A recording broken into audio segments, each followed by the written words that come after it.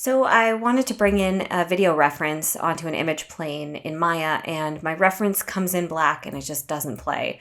Well, the issue probably has to do with the MOV having been taken on my iPhone, and iPhones are known to have issues because of their variable frame rates. So to solve this, I opened up Media Encoder and brought in my my original reference video,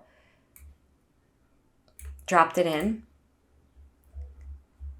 I make sure it's going to the right place. I make it a QuickTime file, so it's still a .mov, and I just re-export it out. And then once that's done, I go back in.